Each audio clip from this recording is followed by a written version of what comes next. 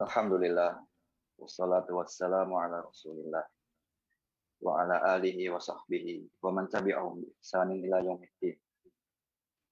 Allahumma anfa'na bima 'allamtana wa 'allimna ma yanfa'una wa zidna ilma.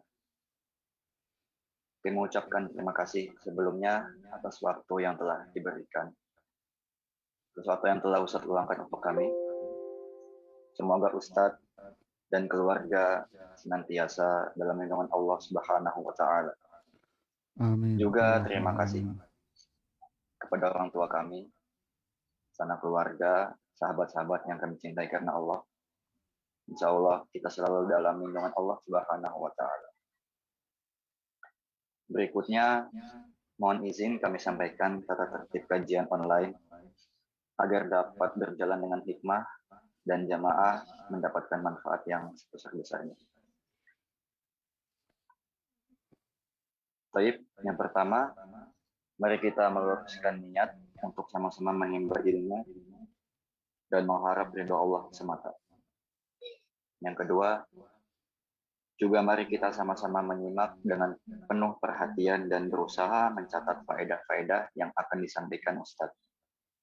Yang ketiga, agar kajian berjalan dengan baik, kami mohon untuk menonaktifkan speaker dan kamera saat kajian berlangsung. Nanti akan ada sesi tanya jawab di akhir kajian. Untuk ikhwan, bisa langsung raise hand dan bertanya langsung kepada Ustadz atau bisa juga titip pertanyaan di kolom chat. Ya. Kemudian untuk akhwat, kami mohon untuk mengirimkan pertanyaan hanya di kolom chat. Ya. Seluruh pertanyaan via chat bisa dikirimkan kepada co-host yang bernama admin tanya atau saya sendiri ya. Barakallahu fikum. Demikian tata tertib kajian online ini. Tanpa memperpanjang waktu, kami persilakan Ustadz untuk memulai kajian. Tafadhol Ustadz. Bismillah. Assalamualaikum warahmatullahi wabarakatuh. Alhamdulillah. Hamdan tayyiban mubarakan fi. Salatu wassalamu ala Rasulillah wa ala alihi wa sahbihi wa mawalah amma ba'd. Alhamdulillah, ini adalah kajian pertama pada kajian kita dari kitab 3 landasan utama. Semoga Allah Subhanahu wa ta'ala memberikan ilmu yang bermanfaat buat kita. Dan langsung saja dimulai. Sebagai pengantar, buku ini, kitab ini dalam bahasa Arabnya namanya Al-Usul Ats-Tsalatsa. Al-Usul artinya adalah prinsip-prinsip dasar. Ya, al-asal itu ma yubna alaihi ghairuhu. Prinsip dasar. Ibarat sebuah pondasi di mana bangunan itu tegak berdiri dengan pondasi ini. Nah, pondasi inilah yang disebut dengan istilah al-asal. Jadi prinsip-prinsip di mana permasalahan-permasalahan, perkara-perkara itu, amalan, perbuatan, ucapan, itu semua dibangun di atas prinsip-prinsip dasar ini. Nah, al-usul, inilah prinsip-prinsip dasar yang disebutkan oleh penulis di sini. Ada 3 prinsip dasar yang akan diurai dan dijelaskan. Jadi penulis ini bernama Muhammad. Nama lengkapnya adalah Muhammad bin Abdul Wahhab bin Sulaiman bin Ali At-Tamimi. Ya, Muhammad kalau diringkas jadi Muhammad At-Tamimi. Muhammad nama aslinya, nama dia. Sedangkan Abdul Wahhab itu nama ayahnya. Jadi Muhammad bin Abdul Wahhab. Ya. At-Tamimi itu marga dan keluarga besarnya. Beliau dilahirkan di satu kota namanya Uyainah. Ya, satu kota namanya Uyainah atau yang kerap pula dipanggil dengan Qasim. Ya, daerah Qasim Uyainah pada tahun 1115 Hijriah. 1115 Hijriah. Beliau tumbuh besar dari keluarga yang memang dikenal sebagai keluarga ulama. Ya, keluarga ulama dan lingkungan yang ulama. Makanya sejak kecil umur 10 tahun Muhammad ini rahimahullahu ta'ala sudah menghafal Al-Quran dari usia 10 tahun. Insya Allah ya. Sejak usia 10 tahun Muhammad sudah menghafal Al-Quran. Kita 10 tahun apal, sama apal ya. Apal main game. Ya. Kemudian beliau banyak mempelajari Quran dan fikih dari sang ayah, yaitu Abdul Wahab tadi itu. Dan beliau sosok orang yang kalau istilah sekarang ini kutu buku. Ya, banyak mempelajari tafsir, ya, benar-benar bukan sekedar dibaca, tapi Allah kasih kecerdasan yang besar dikasih oleh Allah kecerdasan yang besar oleh para ulama.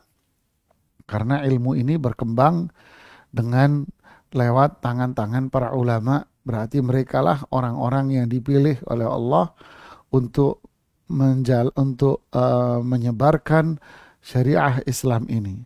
Yahmilu hadzal ilma min kulli khalafin uduluhu. Yang membawa bendera Islam, yang menyebarkan Quran dan sunnah Rasulullah SAW pada setiap generasi adalah orang-orang yang paling baik dari mereka.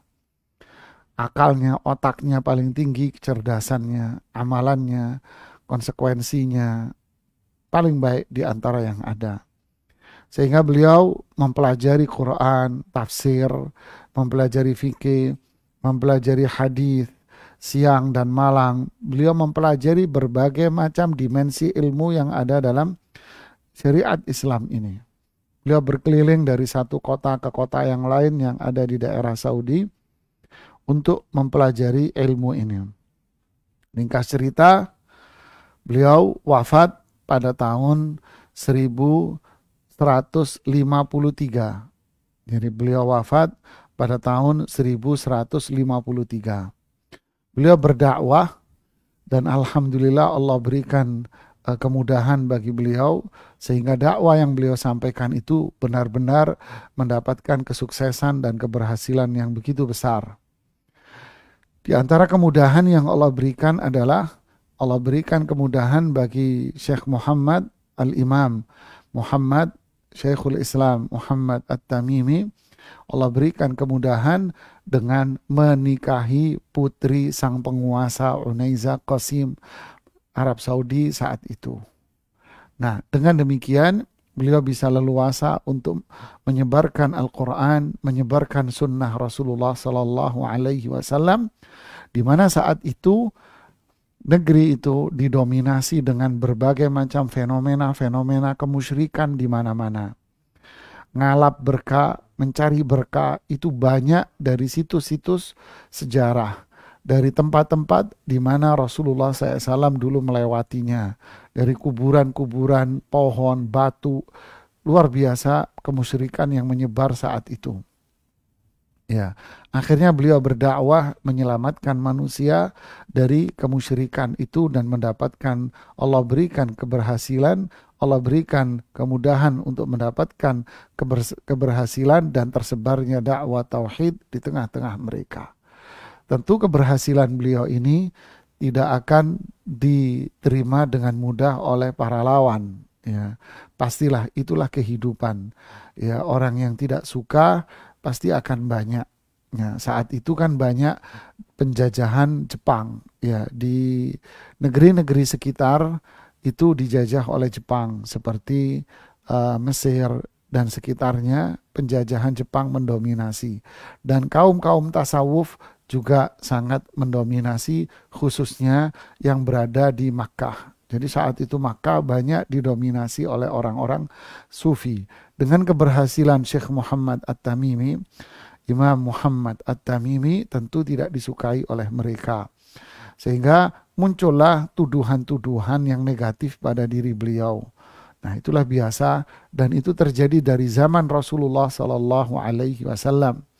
Ketika Rasulullah SAW mulai mendapatkan keberhasilan dakwah, banyak tuduhan-tuduhan. Begitu pula generasi sahabat, tabi'in. Tuduhan-tuduhan itu terus nyinyiran istilah orang atau bahasa sekarang adalah dibully, difitnah, itu terus. Sehingga beliau dianggap sosok yang membawa ajaran baru, aliran baru, makanya mereka-mereka yang tidak suka kaum tasawuf yang didukung oleh diboncengi, difasilitasi oleh para penjajah Inggris, akhirnya mereka melontarkan tuduhan-tuduhan yang disebut dengan kaum Wahabi. Padahal yang dimaksud dengan Al-Wahabi di sini adalah Abdul Wahab yang tinggal di Sudan yang membawa aliran sesat. Digaduk-gaduk kan kata orang Jawa ya, dicocok-cocokin gitu sehingga memberikan kesan bahwa ini adalah aliran baru dan aliran sesat. Padahal Syekh namanya beliau bukan Abdul Wahab, namanya beliau adalah Syekh Muhammad At-Tamimi.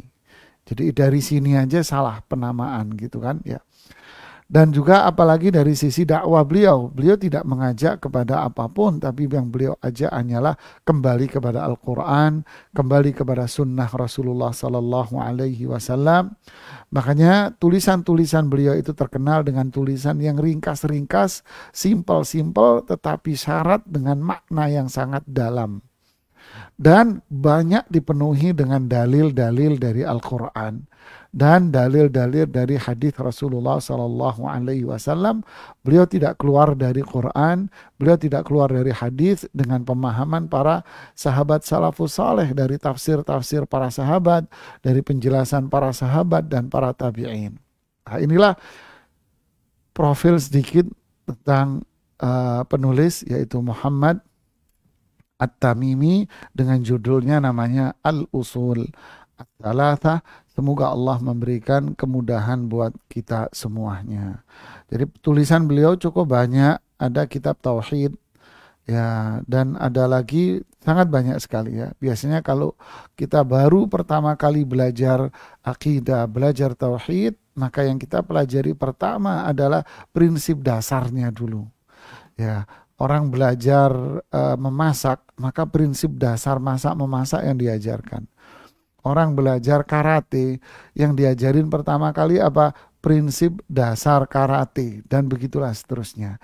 Kita ingin belajar Islam, maka yang kita pelajari pertama adalah prinsip dasarnya.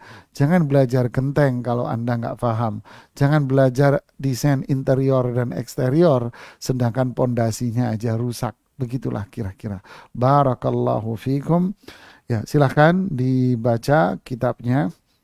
Nanti kita akan mencoba untuk memahami kandungan kata demi kata kalimat yang disajikan oleh penulis rahimahullahu ta'ala.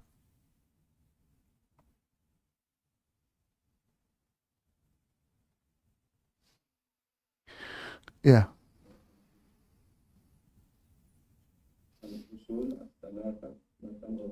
Bismillahirrahmanirrahim. 4 kewajiban setiap muslim. Ketahuilah, semoga Allah merahmatimu, bahwa wajib bagi kita mempelajari 4 hal. Yang pertama, ilmu, yaitu mengenal Allah, mengenal Nabi-Nya, dan mengenal agama Islam disertai dalil-dalilnya. Ya, cukup. Bismillah, alhamdulillah, salatu wassalamu rasulillahi wa ba'd. Penulis memulai bahasannya ini dengan basmalah, yaitu ucapan Bismillahirrahmanirrahim.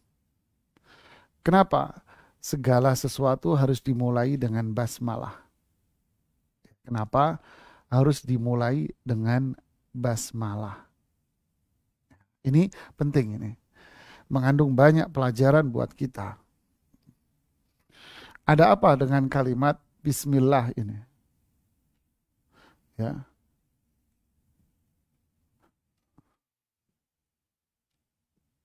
Bismillah. Nah, ini yang disebut dengan istilah apa namanya? Basmalah. Nah, Pertanyaannya, kenapa harus memulai? Kenapa harus memulai? Memulai segala sesuatu dengannya, dengan basmalah ini. Nah, ada beberapa sebab alasan yang disebutkan oleh para ulama. Yang pertama, karena ini mengikuti Al-Quran. Nah, mengikuti Al-Quran. Ya, ini yang pertama. Mengikuti Al-Quran. Maksudnya apa? Al-Quran dari Al-Fatihah sampai An-Nas itu semua dimulai dengan apa? Basmalah. Kecuali satu surat saja, yaitu surat Al-Bara'ah atau surat At-Taubah. Ya, kecuali surat ini. Kenapa? Wallahu alam, dari sononya. Gitu kan? Ya, jadi semua semua surat di dalam Al-Quran itu dimulai dari basmalah.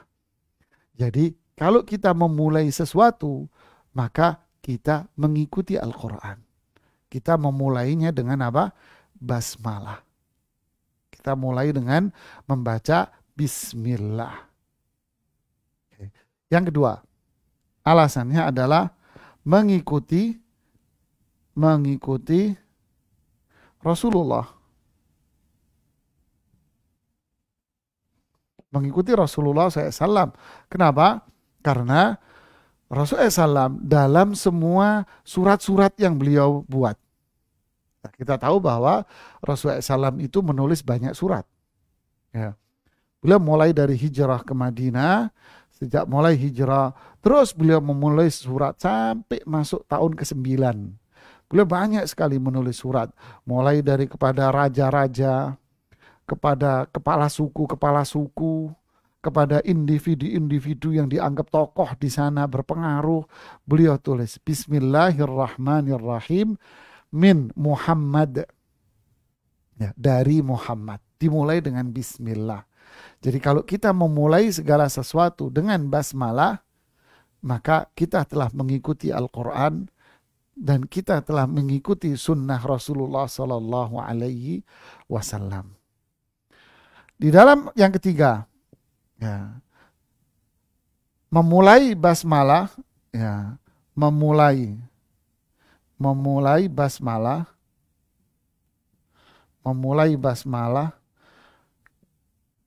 mendatangkan apa? Apa manfaatnya? Memulai basmalah manfaatnya adalah satu, dapat rahmat Allah. Dapat rahmat Allah. Karena Rasulullah SAW mengatakan, kullu amrin la yubda'u bi bismillah fahuwa abtar. Ya, tahu abtar? Semua perkara yang tidak dimulai dengan membaca bismillah fahuwa abtar. Tahu abtar? Di Al-Quran ada kata abtar. Ayo. Surat paling pendek. Inna syani'aka wal abtar. Apa abtar itu? Terputus dari rahmat Allah. Semua perkara yang tidak dimulai dengan membaca Bismillah, maka perkara itu tidak dikasih rahmat. Jadi kalau mau mendapat rahmat Allah, mulailah dengan membaca apa? Bismillah. Insya Allah ya, luar biasa. Contoh, kisah Masyitah. Tahu Masyitah? Masyitah ini, apa namanya? Tukang sisirnya putri Fir'aun. Ya, jadi Fir'aun punya putri, kemudian ada tukang sisirnya. Di dalam hadis riwayat Imam Ahmad dengan hadis yang sahih disebutkan bahwa suatu hari ketika Masyitah ini nyisir putrinya Fir'aun, tiba-tiba sisirnya itu terjatuh. Ya. Kemudian lihat, Masyitah mengambil sisirnya dengan baca apa? Memulai Ngambil sisirnya dengan apa? Bismillah. Bismillah. Putrinya nanya, itu ayahku. Karena dia menyebut nama Allah. Karena bapaknya kan ngaku Tuhan. Itu ayahku. Dijawab sama Masyitoh, bukan. Dialah Allah, la ilaha illahu. Tidak ada sesembahan kecuali dia. Dialah Rabb yang mencipta, yang mengatur saya, bapakmu, semuanya. Rabb yang mengatur semuanya. Oh, berarti ada Tuhan selain bapak saya. Tak laporin kamu. Dilaporinlah ke ayahnya. Setelah dilaporin ke ayahnya, nah mulailah terjadi apa? Terjadi pembantaian kalau bahasa sekarang terhadap Masyitoh dan keluarganya. Jadi semua Masyitoh, anak-anaknya semua dikumpulin, lalu disiapkan tungku yang besar, kemudian dilemparkan Masyitoh dengan anak-anaknya ke dalam tungku yang membara itu, yang meninggal. Pesannya Masyitoh, kalau saya sudah mati nanti, sudah wafat, tolong tulang belulang saya kumpulin dan kubur di tempat yang sama. Jadikan satu, disetujui oleh siapa namanya? Fir'aun. Nah, ketika Rasulullah SAW, Subhanalladzi asra bi'abdihi laylan minal masjidil haram ilal masjidil aqsa. Nah, ketika Rasulullah SAW Isra dan Mi'raj, nah ini kisah Isra Mi'raj ini akhirnya. Ketika Rasulullah SAW Isra Mi'raj, mulailah Rasulullah berjalan dari Makkah ke Baitul Maqdis Ilya yang menggunakan burak. Burak itu peranakan himar sama bagel. Kalau inti di negeri Arab tahu, himar sama bagel.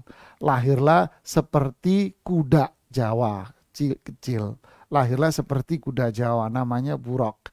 Nah, di tengah perjalanan antara Makkah dan Ilya, Baitul Maqdis, disebutkan dalam riwayat Imam Ahmad itu bahwa Rasulullah SAW mencium bau aroma wangi yang luar biasa, yang belum pernah ada aroma wangi ini di dunia. Lantas Rasulullah SAW bertanya kepada Jibril, ya Jibril, ini wangi apa? Inilah wangi dari kuburan Masyitoh. Apa ceritanya? Nah, itulah ceritanya. Subhanallah. Inilah jemaah, memulai apapun dengan memulai basmalah. Memulai dengan basmalah. Memulai dengan basmalah. Apa? Dapat rahmat Allah. Subhanallah. Ini contoh rahmat yang Allah berikan kepada Masyitoh. Gue mau cerita panjang jemaah. Contoh nggak apa-apa ya kita kasih. Karena buku ini tipis. Ketika Rasulullah Shallallahu Alaihi Wasallam ingin mencari solusi tempat yang lebih nyaman dari kota Makkah, ya, cari tempat yang nyaman dari kota Makkah. Pikirnya beliau pergi ke Taif. Mungkin di sana penduduknya jauh lebih ramah dibanding dengan Makkah. Pergilah ke Taif. Ternyata di Taif justru Rasulullah SAW malah ditimpuki oleh orang satu kota. Ditimpukin orang satu kota. Akhirnya Rasulullah SAW pun menghindar lari masuk ke dalam sebuah kebun. Kebunnya ini adalah kebun anggur, bukan kebun kurma. Masuk ke kebun anggur, kemudian beliau duduk di bawah rindangnya pohon anggur. Pohon anggur kan merambat ya. Rindangnya pohon anggur, duduk di bawah sambil wajah beliau yang mulia berdarah, kaki beliau yang mulia berdarah, tubuh beliau yang mulia berdarah. Sallallahu alaihi wasallam. Tiba-tiba datang seorang budak Persia milik si pemilik kebun dengan membawa satu nampan berisi buah anggur dari pohon itu untuk disajikan kepada Rasulullah Sallallahu Alaihi Wasallam. Ini lihat, silahkan, kata si budak Persia ini, silahkan. Rasulullah SAW mengambil buah anggurnya, kemudian beliau mengucapkan Bismillah. Sebentar, kata si Persia ini, siapa kamu sebetulnya? Kenapa? Kata Rasulullah SAW, kata-kata itu, yaitu Bismillah, tidak akan diucapkan kecuali seorang yang mulia, yaitu Nabi dan Rasul. Allahu Akbar. Jadi orang yang mengucapkan bismillah sebelum memulai segala sesuatu, berarti dia adalah orang mulia yang diberi rahmat oleh Allah. Masya Allah. Yang kedua, B. Dapat apa? Keberkahan. Keberkahan ini apa? Keberkahan ini adalah kebaikan. Kebaikan yang banyak dan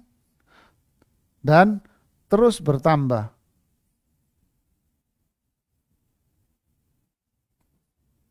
Nah, lihat, subhanallah. Lihat kebaikan tadi. Masyita, kebaikannya luar biasa. Rasulullah SAW mengucapkan bismillah, kebaikannya apa? Kebaikannya adalah ini orang Yahudi yang tadi ini budak masuk Islam itu. Ya, dalam satu riwayat disebutkan dia ini masuk Islam. Subhanallah. Cuman apa? Dengerin apa? Bismillah. Berkah, kebaikan yang luar biasa. Subhanallah. Ya. Kemudian yang ketiga apa? Memohon pertolongan. Di sini pertolongan hanya kepada Allah semata. Ya.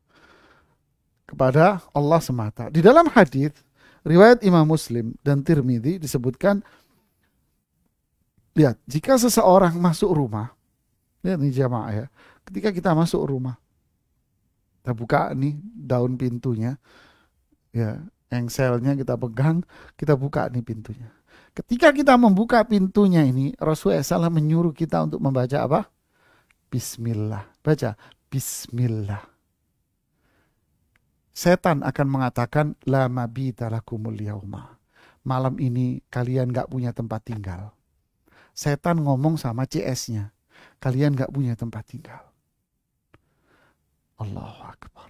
Lihat, rumahnya dapat rahmat, penghuni rumahnya dapat rahmat, dapat keberkahan yang berlimpah, diberikan pertolongan oleh Allah Subhanahu wa Ta'ala. Hanya cukup memulai segala sesuatu dengan membaca Bismillah. Apa makna Bismillah? Ini Bismillah tok panjang ya. Maknanya apa? Nah, ini baru kita bicara maknanya. Ya, silakan dicatat. Ya, orang belajar itu nyatet loh, jangan modal koping loh jamaah ya. Bismillah ini kan terjemahnya dengan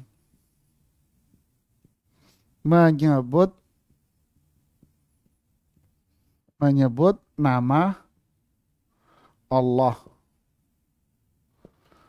Pertanyaan saya, apakah kalimat ini sempurna? Apakah kalimat ini sempurna? Nah, tiba-tiba dengan menyebut nama Allah. Sempurna tidak kalimatnya? Coba perhatikan, dengan menyebut nama Allah. Jadi tiba-tiba seseorang mengatakan dengan menyebut nama Allah. Kalau kita lihat sekilas, kalimat ini tidak sempurna. Maksudnya apa? Sekilas, tapi sebetulnya apa? Di sini ada sesuatu yang terhapus. Ada sesuatu yang terhapus. Dan inilah maknanya. Inilah maknanya. Apa itu? Nah, Bismillah, saya tulis pakai Latin. Bismillah.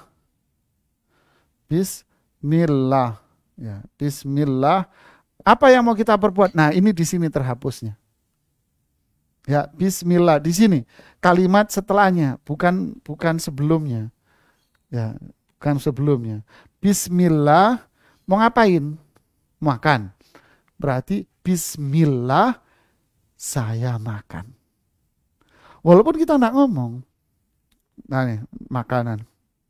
Bismillah, makan. Kan gini kan?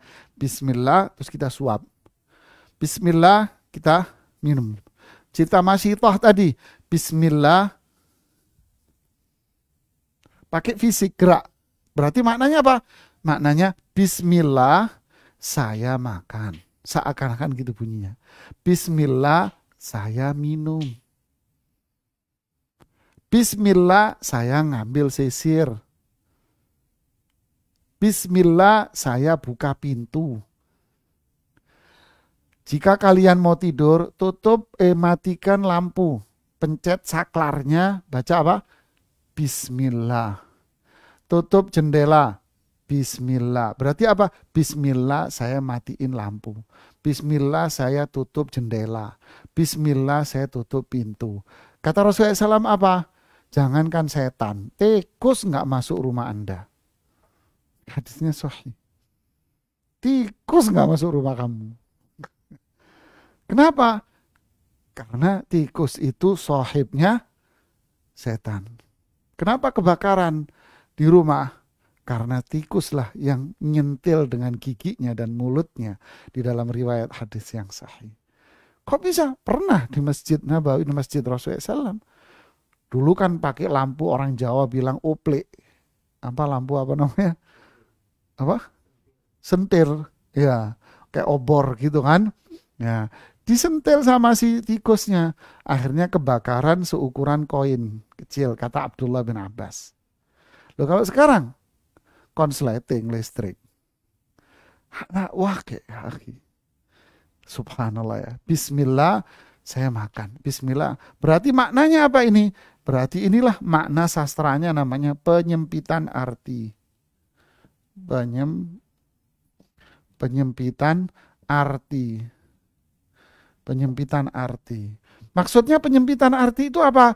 Maksudnya penyempitan arti itu ini. Oh, balik lagi. Berarti apa? Keberkahan itu hanya diperoleh dengan kita menyebut nama Allah. Pertolongan itu hanya diperoleh dengan kita menyebut nama Allah. Namanya apa ini? Inilah kandungan basmalah, berarti mengandung apa? Mengandung apa?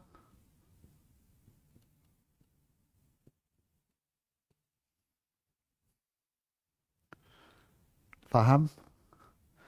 Jadi orang yang nggak baca bismillah berarti apa?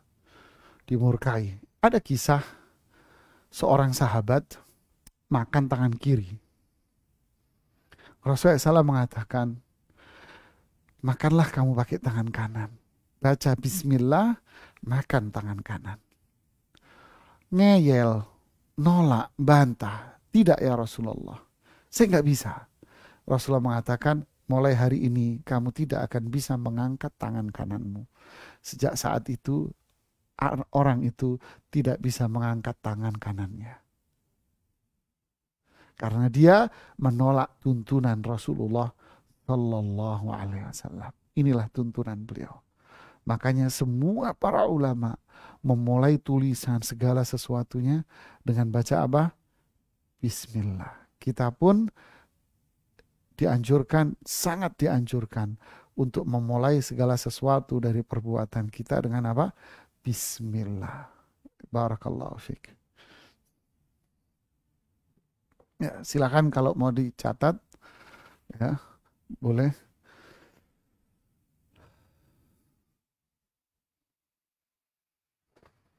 Oke. Terus kembali ke kitabnya. Di sini dibaca lagi, coba setelah basmalah.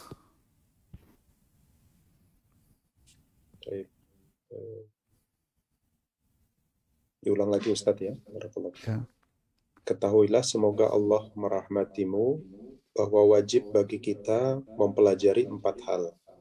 Yang pertama, ilmu, yaitu mengenal Allah, mengenal nabinya, dan mengenal agama Islam disertai dalil-dalilnya. Baik. Yang dimaksud dengan kata ketahuilah itu apa? Ketahuilah itu maksudnya berilmulah. Sehingga seakan-akan penulis mengatakan, jadilah kalian itu orang yang memiliki ilmu. Jadilah kalian itu orang yang memiliki ilmu. Ilmu itu apa? Ilmu itu adalah memahami sesuatu apa adanya. Berarti kalau kita bicara tentang Islam syariah, berarti kita memahami Islam apa adanya, yaitu kita memahami Islam apa adanya dari Quran dan Sunnah Rasulullah SAW dengan benar. Ketahuilah, berilmulah kalian, seperti yang Allah wahyukan kepada kita. Jadi jangan memahami Islam itu dari warung kopi. Jangan memahami Islam itu dari pinggir jalan. Jangan memahami Islam itu dari apa? Dari kata fulan di media sosial. Tidak. Tapi kita belajar ilmu itu dari siapa? Tentu lewat lisannya para ulama. Orang-orang yang memang benar-benar faham dalil dengan baik dari Quran dan hadis. Ya, bukan asal komen. Kayaknya nggak apa-apa, boleh gitu aja kok nggak repot. Berarti tidak berilmu namanya. Ya. Kemudian berikutnya penulis mengatakan rahimakallah, semoga Allah merahmatimu. Menunjukkan bahwa ketika penulis mengatakan ketahuilah, berarti audiensnya siapa? Berarti audiensnya ini adalah orang-orang yang jahil. Makanya ngomong, kalian orang-orang yang jahil, yang gak paham, belajarlah agar kalian punya ilmu yang sebenarnya. Lalu penulis mengatakan, rahimakallah, semoga Allah merahmatimu. Nunjukkan apa? Nunjukkan kita ini walaupun ngajarin orang yang tidak tahu, yang jahil, tetap kita disuruh tetap santun dan mendoakannya. Jadilah orang yang menyampaikan ilmu itu secara santun. Jangan kita ngajarin, dengerin dulu bego. Kalau orang Jakarta kan gitu kan ya. Dengerin dulu Bahlul. Bodoh kamu ini ya. Waduh. Jadi kalau ada ibu guru, kamu itu sudah ibu guru jelas-jelasin gak paham-paham, bodoh amat sih. Ini gak layak ngajar. Lihat, ini akhlak para ulama. Perhatikan, ketahuilah semoga Allah merahmati Anda. Ya Allah, akhlaknya keren banget ya. Masya Allah. Jadi kalau kita negur orang, Bahlul jangan begitu. Bodoh, kasih tahu ya. Jangan, ini bukan akhlak. Lihat, dengerin dulu ya, semoga Allah kita ngasih ilmu. Ya. Contoh yang dikisahkan oleh Syekh Abdul Razak bin Abdul Muhsin. Akhlak para ulama jamaah. Apa itu? Kata beliau, ketika saya sholat di Masjid Nabawi. Di sujud yang terakhir. Ini orang di sebelah saya, sujudnya ini lama. Sampai separuh dari tasyahud akhir. Ini tahiyat akhir, sudah sampai separuhnya, ini orang masih sujud. Baru sudah sudah separuh dari tasyahud akhir, baru dia bangun. Itu sujudnya lama dia. Salam. Syekh Abdul Razak ingin mengingatkan bahwa yang dia lakukan ini salah, nggak benar. Dipegang tangan. Ya fulan. Kata Syekh Abdul Razak apa? Ketika Anda mau negur dia, baru manggil dia ya fulan. Ya Abdullah, wahai hamba Allah. Itu tangan saya dipegang dengan cara dicengkram. Dicengkram tangan saya. Kenapa? Marah dia. Saya doa kok inti mau tegur. Kan gitu kan. Ini Arab ketemu Arab nih. Yang satu Arab keras. Yang satunya Syekh alim, punya akhlak. Kan gitu kan. Dicengkram tangan saya dengan kerasnya. Lalu saya mengatakan kepada si fulan yang mencengkram tangan saya dengan keras. Saya bilang apa? Semoga Allah menerima doamu. Itu megang tangan saya langsung lembek, jadi lepas tangan saya. Semoga Allah menerima doamu. Saya doain, semoga doa-doa yang kamu panjatkan tadi diterima oleh Allah. Saya ingin mengatakan, lihat, saya ingin mengatakan, mengikuti imam itu wajib, sedangkan kamu doa itu sunnah. Mengikuti yang wajib lebih utama dari ngikutin yang sunnah. Allahu Akbar. Kira-kira yang dinasehatin ngamuk nggak jamaah? Masakallah khair. Terima kasih banyak. Coba kita, nggak boleh Bahlul. Kalau ya, saya lihat adab dari tulisan saja itu tercermin adab. Ya ilam rahimakallah. Kamu harus berilmu, belajar. Semoga Allah memberikan apa? Rahmat kepadamu. Jadi jadilah orang yang lembut di dalam menyampaikan, yang santun menyampaikan, penuh dengan doa. Begitulah seterusnya. Ya, pasti akan jauh lebih diterima oleh masyarakat. Kemudian beliau mengatakan wajib bagi kita mempelajari 4 hal. Jadi berarti ilmu itu ada yang hukumnya wajib, ada yang tidak. Kan gitu kan? Ilmu yang wajib untuk dipelajari. Wajib itu apa? Wajib itu artinya kita harus melakukannya, harus mempelajarinya. Jika tidak, maka kita akan berdosa semuanya. Ini wajib. Ya, wajib. Jika kita melakukannya, kita dapat pahala. Jika kita meninggalkannya, kita sia-siakan, maka kita berdosa sepanjang hayat itu. Inilah yang disebut dengan wajib. Yaitu perintah Allah. Ini saya hapus ya.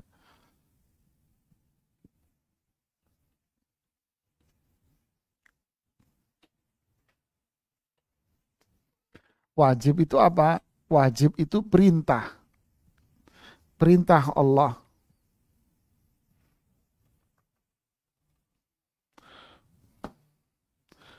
Wajib.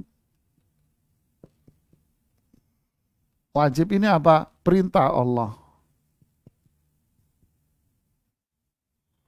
Jadi perintah Allah. Perintah apa? Perintah Allah untuk dikerjakan. Nah, perintah Allah untuk dikerjakan. Perintah ini sifatnya lazim. Sifatnya lazim alias keharusan. Keharusan. Nah, inilah wajib. Makanya buah dari ini, buahnya apa? Buahnya pahala jika dikerjakan,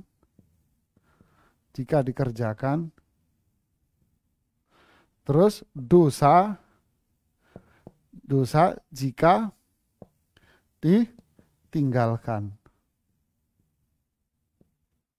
Nah, ya. Apa yang wajib ini?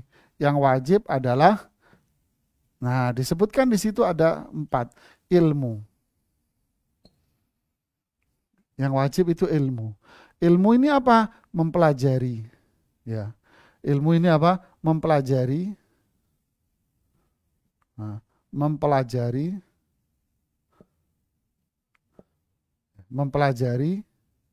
Hasilnya dari ini apa?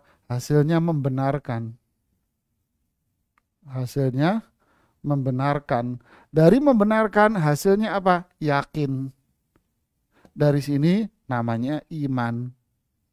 Nah, kan kronologinya kan cakep. Nah, apa yang kita pelajari ilmu di situ? Syekh mengatakan yang harus dipelajari adalah mengenal Allah. Mengenal Allah. Apanya yang kita kenal? Allah itu punya apa? Nama-nama nama-nama dan sifat-sifat. Nah, ini yang kita pelajari jamaah. Dengan kata lain, apa ini? Inilah yang namanya, apa itu? Inilah kembali lagi, ini yang namanya apa? Tauhid. Berarti kalau kita belajar ini, lahirnya tadi apa? Tuh, iman. Masya Allah. Coba diulangi bacaannya, ketahuilah.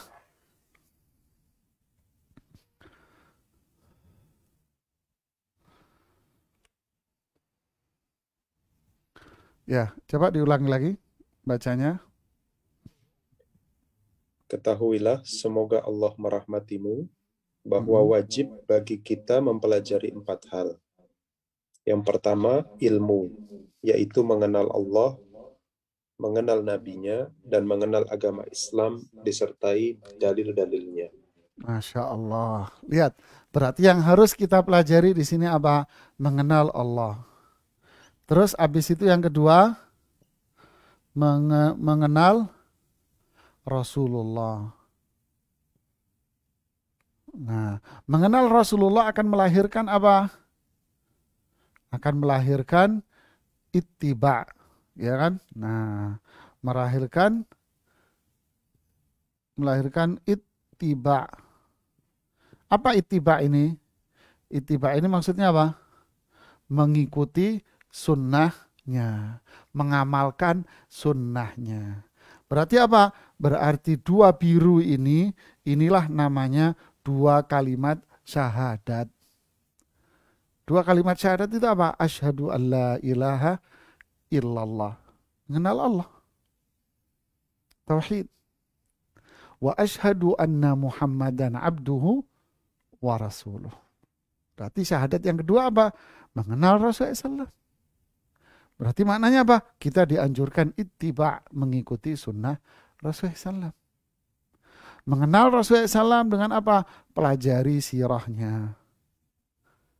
Ya, pelajari sejarah Rasulullah SAW.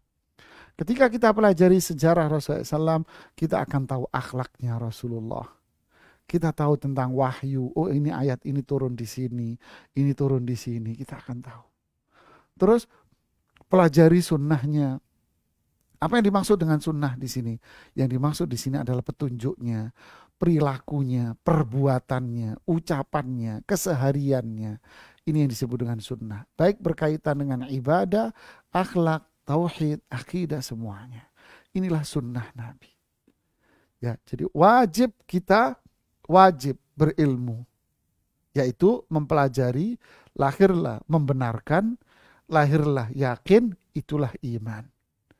Apa yang kita pelajari? Mengenal Allah. Mempelajari nama-nama dan sifat-sifat Allah. Inilah tauhid syahadat. La ilaha illallah. Yang kedua, mengenal Rasulullah SAW. Ya, mengenal Rasulullah SAW. Apa itu? Melahirkan kita ittiba. Yaitu apa? Laqad kana lakum fi rasulillahi uswa, ta'assi, mencontoh, mengamalkan petunjuk Rasulullah SAW. Inilah 2 syahadat itu. Makanya wajib kita melakukan ini, mengenal ini, wajib ini semua ini. Terus yang ketiga, mengenal apa? Islam. Islam, berilmu tentang Islam, syariat. Ya, berarti di sini apa? Berarti di sini belajar unsur apa? Halal, haram. Artinya mengenal hukum, wajib, sunnah, wajib, ada istilah dalam fikihnya kan, wajib, sunnah dan sebagainya. Mengenal mana yang halal, mana yang haram, mana yang boleh, mana yang tidak boleh. Dengan apa? Dengan dalil. Dengan apa? Dengan dalil, yaitu Al-Quran. Bukan katanya dari dulu begini, akhirnya itulah ungkapan Yahudi Nasrani. Hakadha ma wajadna alaihi aba'ana. Demikianlah yang kita peroleh dari bapak kami dari dulu begini, udah begini. Lo baru datang, kamu baru datang, terus negor-negor, nyala-nyalain kita, ngasih tahu kita, baru kemarin sore. Islam bukan begini. Islam ini dibangun di atas prinsip 3 ini tadi ini. Tauhid, ittiba, mengikuti Rasulullah SAW, dan di sini ada dalil. Ini prinsip dasar wajib yang harus kita amalkan. Ya, Masya Allah. Ini yang prinsip dasar harus kita mengenal ini. Ya. Subhanallah. Nah, yang terjadi seringnya apa jamaah? Kita mengenal Allah, tidak kenal. Nama-nama Allah, sifat-sifat hanya dihafal. Ya, nama-nama Allah sifatnya dihafal dengan asmaul husnanya, tapi tidak paham kandungan maknanya apa. Sehingga banyak kemusyrikan yang terjadi di masyarakat. Ittiba, tidak mengenal petunjuk Rasulullah Sallallahu Alaihi Wasallam. Akhirnya terjadilah lawannya, yaitu bid'ah yang merebak di mana-mana di tengah masyarakat. Ya, bid'ah di mana-mana. Ini mulai sholat, sebelum sholat bid'ah. Ya. Wudhu, dari wudhu banyak kesalahan. Ya. Dari wudhunya aja banyak yang salah. Sholatnya banyak kesalahan. Sebelum sholat banyak yang salah. Ketika sholatnya di luar dari petunjuk Rasulullah Sallallahu Alaihi Wasallam. Habis sholat zikirnya, zikir ngarang semuanya. Ya, setiap daerah punya cara berzikir yang masing-masing. Setiap daerah punya redaksi-redaksi zikir yang berbeda-beda. Terus ini, itu banyak sekali yang mereka buat-buat karang-karang di luar dari ini. Karena mereka nggak mau melakukan ilmu ini. Ya. Belajar Islam juga begitu, tentang syariatnya, tentang tuntunannya, tentang fikihnya. Banyak penyelewengan dalam masalah ibadah. Banyak orang yang nggak tahu tentang zakat. Ngitung zakatnya nggak ngerti. Akhirnya sudahlah yang penting. Ada satu orang, Ustadz selama ini saya zakatnya itu apa? Terus gimana selama ini zakatnya? Iya selama ini saya zakatnya Ustadz. Saya kira-kira Ustadz. Kata ayah saya dulu, pokoknya kamu keluarin deh, kamu kira-kira aja. Terus setiap tahun kamu tambah-tambahin aja sendiri. Kalau sekarang kamu ngeluarin umpama 1 juta, ya tahun depan kamu tambahinlah 100.000, 200.000. Itu ayah saya dulu ngajarin gitu.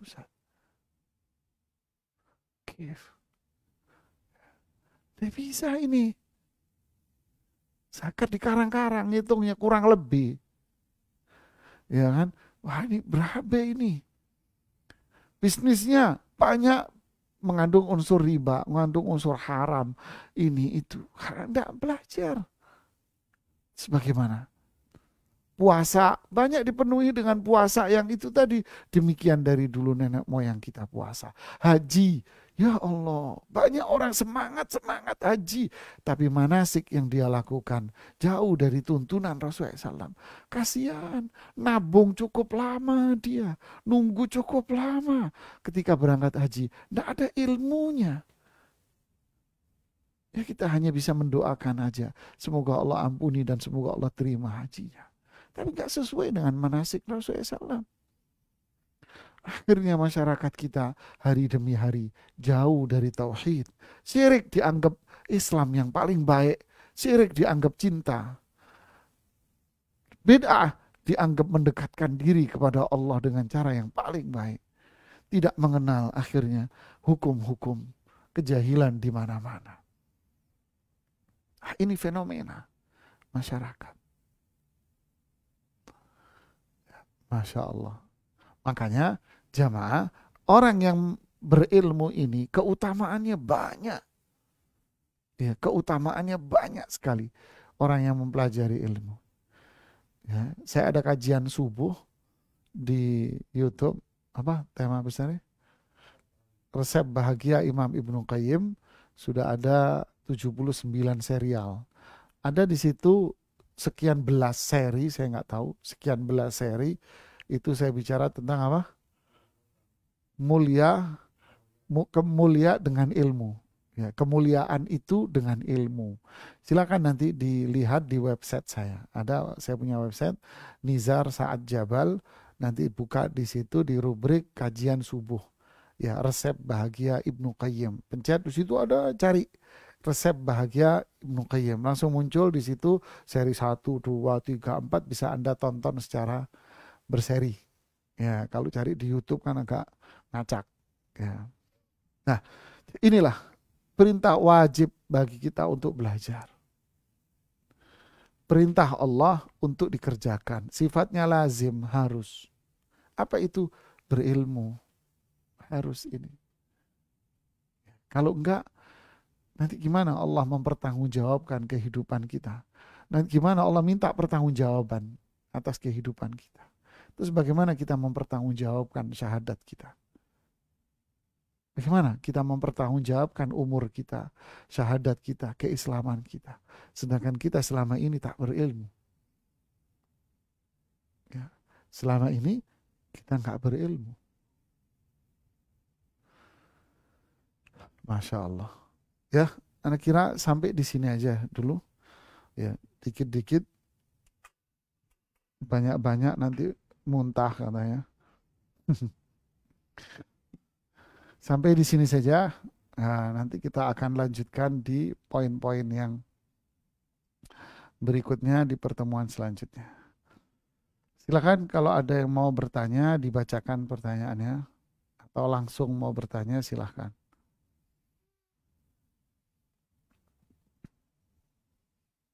Baik, Ustaz. Ada jamaah yang ingin bertanya langsung, silakan angkat tangannya. Kalau tidak ada, saya akan... Oh ya, silakan.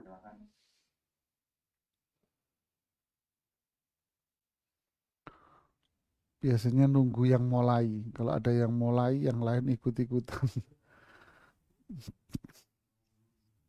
Bismillahirrahmanirrahim. Assalamualaikum warahmatullahi wabarakatuh. Ustaz Nizar. Waalaikumsalam warahmatullahi wabarakatuh. Ya Pak Mauludi, marhaban. Silakan. Marhaban bik Ustaz. Tadi disebutkan mungkin ada ilmu yang wajib.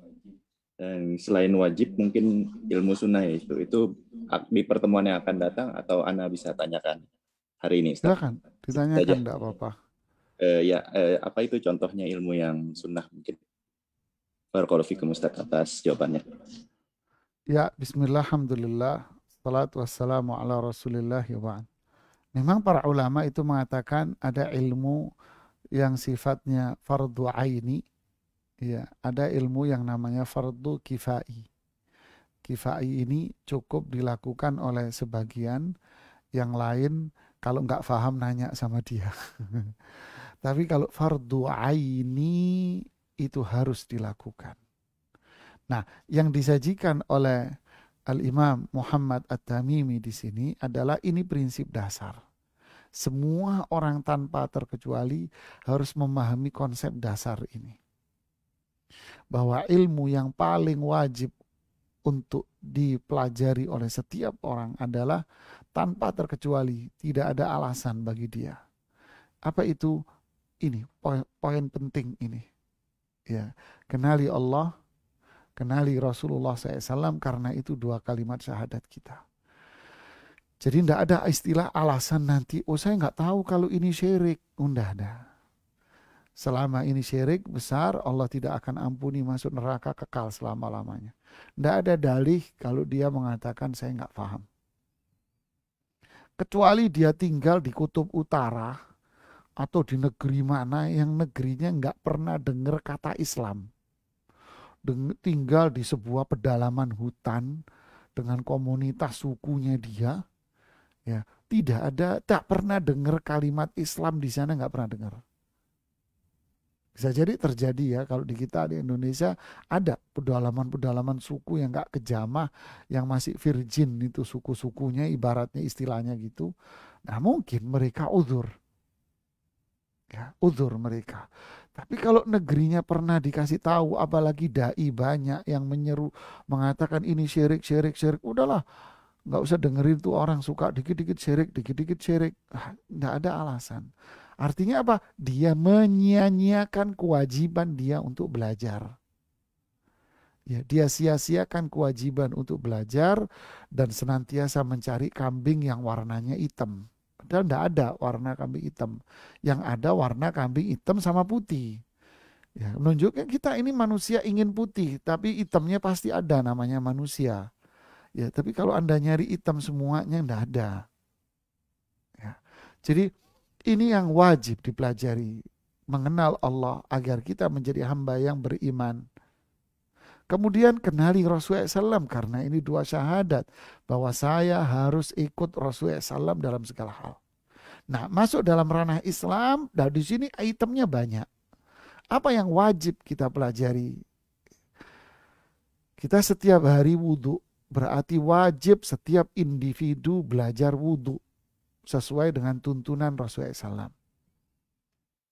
Wajib setiap individu belajar tata cara sholat. Wajib belajar cara ngitung zakat, puasa, haji. Kalau saya pedagang, berarti saya harus tahu mana dagangan yang halal dan haram. Wajib, wajib. Tapi saya bukan pedagang, karyawan yang gajinya pas-pasan, berarti nggak usah belajar zakat. Nggak punya duit untuk belajar zakat. Kan gitu kan. Saya nggak ada uang untuk berangkat haji, ya nggak usah belajar haji. Kalau pengen tahu nanya sama Ustadz. Oke. Saya mau belajar wudhu, ya udah wajib. Tapi saya mau berbelajar perbandingan madhab. Penggunaan dalil, bagaimana cara pengambilan hukum dari dalil ini. Sehingga kok dikatakan membasuh wajah itu wajib. Gimana caranya Ustadz? Fahamnya gimana? Ini fardu kifayah. Inti kalau belajar nggak kerja, ya belajar beginian tahunan. Cukup kita tahu wudhu itu apa. Wudhu itu adalah tuntunan Rasulullah SAW-nya A, B, C, D, E, F, G. Dalilnya ayat ini sama hadis ini. Deh cukup. Kalau itu cara memasaknya gimana, cara mengolah dalil, cara ini bla bla tetek bengek, itu masuknya apa? Fardu kifayah. Cukup yang ini aja belajar. Kalau inti pengen tahu nanya. Ya, bisa difahami Pak siapa? Pak Mauludi, barakallahu fiik.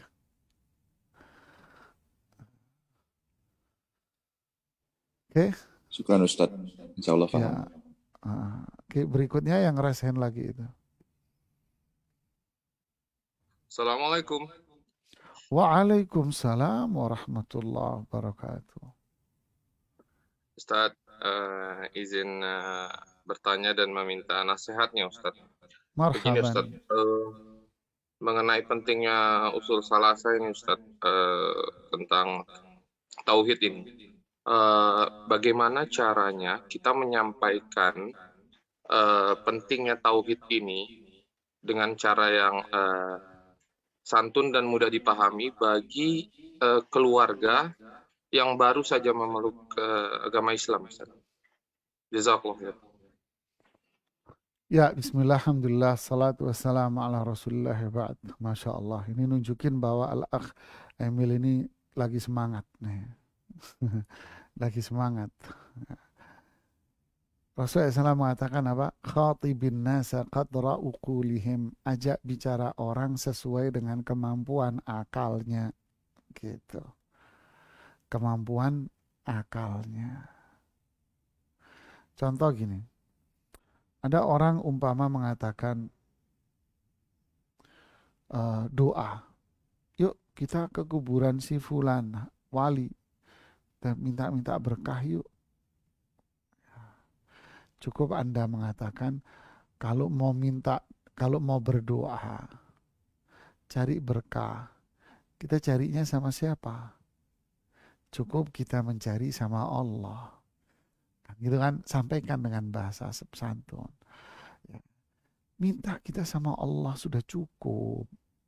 Minta keberkahan itu sama Allah sudah cukup. Kenapa? Masa minta sama manusia? Yang dikuburkan manusia. Lu kan dia kan katanya wali. Oke lah, anggap dia wali. Seharusnya kita contoh dia. Kenapa dia jadi wali? Saya hanya jadi wali murid, gitu kan. Ya, ini sama orang awam. Ya, jangan diajak debat. Ya, orang bahlul diajak debat lebih bahlul ya kitanya. Ya, orang jahil diajak debat, ya kitanya lebih jahil. Ya nggak usah diladenin, tapi kita arahkan. Kita arahkan. Ya, bukankah semua juga manusia, mau wali, mau apa manusia. Rasulullah saja doa sama Allah, para sahabat saja waktu sulit mintanya sama Allah, nggak datang ke kuburannya Rasulullah SAW, padahal kuburan Rasulullah dekat. Kuburan Rasulullah SAW dekat. Ketika kota Madinah dikudeta oleh para pemberontak, yaitu orang Syiah, kenapa para sahabat nggak datang ke kuburan Nabi? Ya Rasulullah, ini masjidmu dikudeta ya Rasulullah, di kuburan ini kan enggak kan. Jadi ajarkan dengan bahasa yang santun. Lalu minta sama Allah, cari berkah sama Allah. Allah Maha Kaya, Allah Maha Sempurna kebaikan. Kan ayatnya bilang, ud'uni astajib lakum.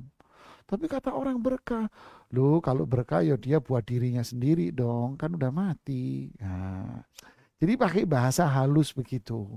Jangan menggunakan kata-kata yang itu jadi bom bagi masyarakat. Mama, nggak boleh kamu berbuat itu, syirik besar, kekal kamu di neraka. Masyarakat awam digituin belum siap untuk menerima fenomena seperti ini, jamaah. Ya, arahkan dengan yang lebih baik, yang lebih santun.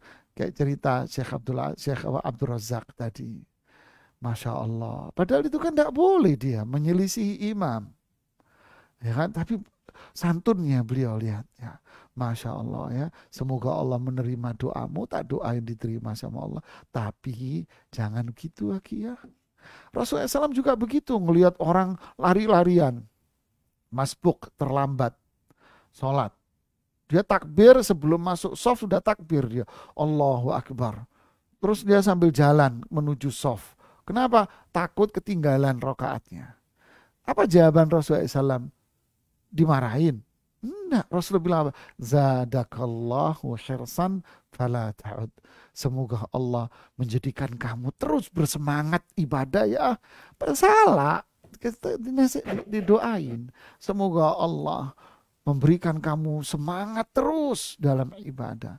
Tapi jangan diulangi lagi ya yang gitu ya, enggak baik. Allahu Akbar, akhlaknya. Masyarakat awam butuh ini. Bukan butuh kalimat-kalimat yang bom. Itu hanya tempat tertentu, kalangan yang sudah ngaji, sudah ngerti. Kita bicara, apa ini syirik jamaah. Dalam konteks ilmu, dalam konteks pengajian seperti ini, saya harus jelaskan mana tauhid, mana syirik, mana ketaatan, mana bid'ah. Mana maksiat, saya harus jelaskan dengan bahasa yang tegas. Gitu kan. Tapi ketika kita bersentuhan dengan masyarakat, namanya nasihat, kita lihat kondisi. Kalau dia awam gak ngerti, jangan menggunakan bom. Nanti hancur. Tapi undahkanlah kata-kata yang bijak dan santun. Ya. Barakallahu fiik. Kemudian silakan yang lain. Baik Ustaz, ada pertanyaan masuk via chat. Anda bacakan ya. Ya, silakan dibacakan. Assalamualaikum. Assalamualaikum Ustaz. Bagaimana cara kita mengetahui apakah orang yang kita ambil ilmunya bermanfaat salaf atau tidak? Masya Allah, barakallahu fiik. Ya, alhamdulillah, salatu wassalamu ala rasulillah wa ba'd. Bagaimana caranya orang yang di hadapan kita ini ilmunya benar atau enggak? Pemahamannya benar atau tidak? Manhaj itu kan pemahaman. Benar atau tidak? Jawabannya apa? Jawabannya, innallaha la yanzuru ila suwarikum. Allah tidak akan melihat pada penampilan kamu. Wala ila ajsamikum, dan tidak pada fisik kamu. Allah tidak melihat ini. Walakin yanzuru ila ma fi qulubikum. Allah melihat apa yang ada dalam hati Anda. Jadi jangan menilai orang dari penampilan. Ya. Abdullah bin Ubay bin Salul penampilannya oke. Wa idza ra'aitahum tu'jibuka ajsamuhum. Kalau kamu melihat mereka, penampilan mereka akan bikin kamu terpukau. Ya, inilah yang terjadi di masyarakat sekarang. Melihat penampilan, yang kedua melihat ketenaran. Nah, ini. Tapi seharusnya yang kita lihat apa? Ucapan seseorang itu cerminan dari kepribadian dia. Kalau dia seorang dai, ustadz, maka kita bisa menilai dia pemahamannya, istilah kita manhajnya, pemahamannya dia benar atau tidak. Dari mana? Dari apa yang dia sampaikan. Nah, ini TV-nya mau mati ini. Otomatisnya muncul tuh. Ya. Jadi kita lihat dari mana? Dari ucapan dia. Apa yang dia ucapkan. Kajian yang dia sampaikan. Itu terlihat sekali jemaah. Ini orang berbicara dengan dalil, dengan penjelasan para ulama. Atau dia berbicara hanya dari pandangan pribadi dia saja. Nah, ini kan kita kelihatan. Anda orang yang profesional di bidang tertentu. Anda orang profesional di bidang tertentu. Bidang keuangan umpamanya. Di bidang perminyakan umpamanya. Ya, saya dengar banyak yang kerja di Abu Dhabi ini kerja perminyakan ini. Perminyakan umpama atau keuangan. Lalu ada si fulan bicara tentang keuangan. Pasti Anda akan tahu. Ini orang ngerti keuangan benar apa enggak. Nah, begitulah menilai dari ucapan, dari dalil. Oke, saya nggak paham juga Ustadz karena saya nggak punya dasar ilmu. Nah, kalau kita nggak punya dasar ilmu ya sudah sifatnya kepercayaan. Jangan berpijak akhirnya dengan ungkapan ambil yang baik, buang yang buruk. Loh, saya nggak ngerti yang baik, saya nggak ngerti yang buruk, terus saya disuruh mengambil yang baik dan buruk. Bagaimana caranya? Kalau Anda bisa memilah mana yang baik, yang buruk, harusnya yang ceramah Anda, bukan dia. Karena Anda yang bisa memilah mana baik dan buruk, orang yang Anda bilang itu dia belum bisa memilah mana baik dan buruk. Coba pikirin, ambil baiknya, ambil buruknya. Berarti yang ceramah nggak ngerti baik, nggak ngerti buruk. Yang ngerti buruk siapa? Anda, thalibnya yang belajar. Kalau begitu ya Anda yang belajar ini yang ceramah, bukan dia dong. Kan logikanya kebalik gitu nih. Gitu kan? Terus gimana dong? Yang bicara kelas kepercayaan. Saya percaya sama ustadz ini ustadz bicara dengan manhaj, dengan konsep yang jelas, dengan metodologi yang jelas, berpijak dengan tauhid, dengan dalil, dengan Quran, hadis, sesuai pemahaman salafus saleh. Sudah saya belajar sama ustadz ini. Yang lain saya nggak paham. Saya belum ngerti. Jadi saya belajar sama ini saja. Untuk apa? Menyelamatkan. Sebagaimana Anda berbisnis, sudah, saya nggak ngerti dunia bakery, roti. Yang saya kenal fulan pinter roti dan diakui semua, rasanya enak, sudah, saya percayain sama fulan. Sudah, kamu urusin bisnis bakery saya. Kalau semua orang datang Anda percaya, ya rusak dong bisnis Anda. Kan gitu. Semua orang ngaku ahli keuangan, keakuntansi, terus Anda terima semuanya. Ya, kalau orang Surabaya bilang kokot duitnya mas, wassalam duit Anda. Anda akan pegang dengan orang yang Anda percaya. Nah, inilah yang bijakannya. Wallahu a'lam. Terus?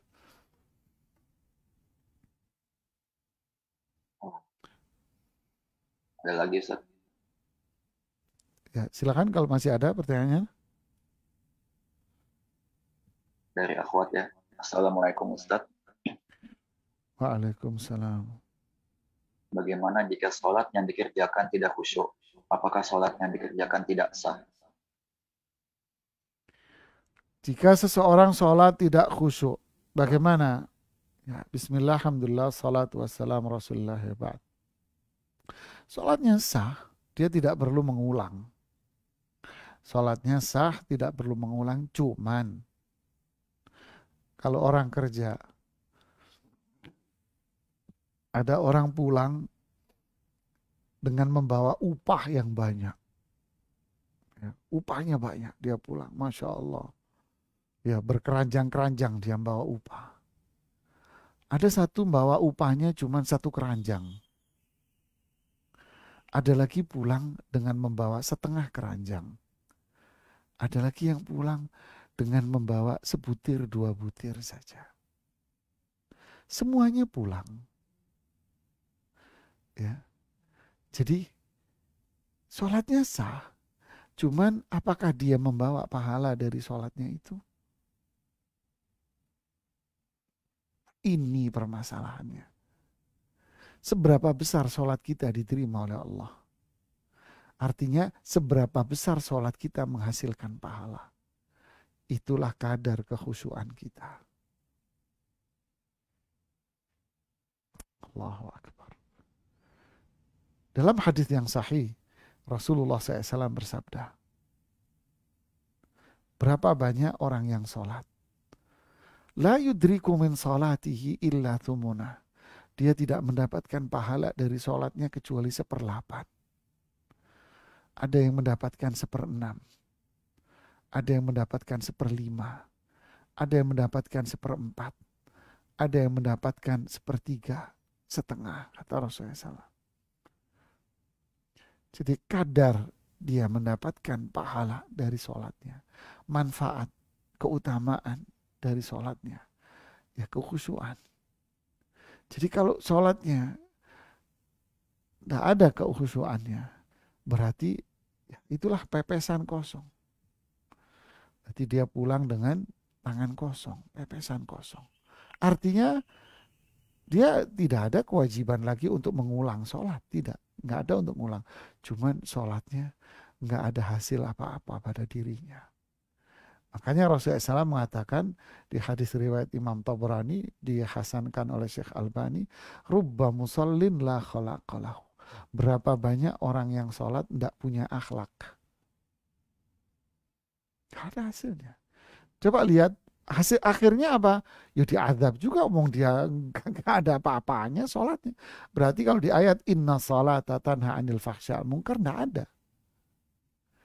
Berarti apa yang disebutkan di ayat wailun lil musallin, celaka orang yang sholat. Ada sholatnya. Jadi kita harus berusaha agar sholat kita ini khusyuk. Barakallahu fiik. Wafikum barakallah. Gimana Ustaz, masih perlu kita buka lagi? Satu lagi pertanyaan ya, kita pasin 11:30. Kalau di sini kan 11:30. Ya. Oh iya, satu lagi Ustaz ya. Ya.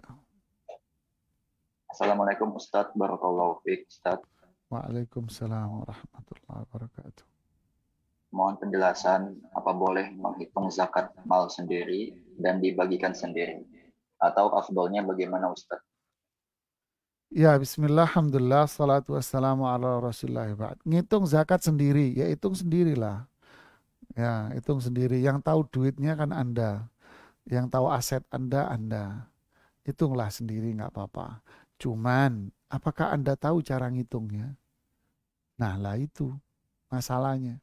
Kalau Anda tak tahu cara menghitung, mana zakat yang kena, mana harta yang kena zakat, mana harta yang tidak kena zakat. Lalu bagaimana cara saya menghitungnya? Ya, ada teman telepon itu sudah 1 bulan lebih ini. Telepon saya terus. Ngapain? Kebetulan memang dekat sama saya di Jakarta. Telepon terus sebulan ini. Ngapain? Nanya zakat. Saya kalau begini gimana? Kalau ini gimana? Kalau harta saya begini, bisnis saya begini, Ustaz, begini. Terus ada yang minta saya datang, dibawakan kepada saya laporan keuangan komplit dalam 1 tahun. Ya, Desember tutup buku, Januari selesai laporannya dalam tahun 2020 diberikan kepada saya. Nih Ustaz, ayo kita diskusi. Ayo kita diskusi. Nah, kalau kita nggak tahu tata caranya menghitung zakat, nanya sama Ustaz. Biar nggak salah ngitungnya, bahaya, ini utang sama Allah. Ya, nanya sama Ustaz. Ya, tanyain. Kemudian kepada siapa saya harus bagi? Ya, Anda bagi sendiri, nggak apa-apa, bagi sendiri. silahkan bagi sendiri, dan itu kepuasan. Itu kepuasan Anda membagi sendiri. Cuman tahu nggak siapa, kepada siapa ini distribusi zakat ini? Nah, nanyalah, diskusi dulu kepada Ustadz. Ya, silahkan. Kita bantu insya Allah. Nanti silahkan menghubungi nomor yang di admin. Ya, insya Allah kita bantu. Ya, barakallahu fiik. Ini yang bisa saya sampaikan pada ikhwah sekalian, pada akhwat sekalian, teman-teman semuanya. Semoga bermanfaat. Nanti kita akan lanjutkan lagi dengan masih di tema kita, masih tema usul thalatha, tapi judulnya masih 4 kewajiban setiap muslim bagian yang kedua. Gitu ya. Kita pakai judul-judul biar enak, gitu ya. Barakallahu fikum, terima kasih kepada semuanya dan jazakumullahu khairan. Kita tutup dengan doa kafaratul majlis.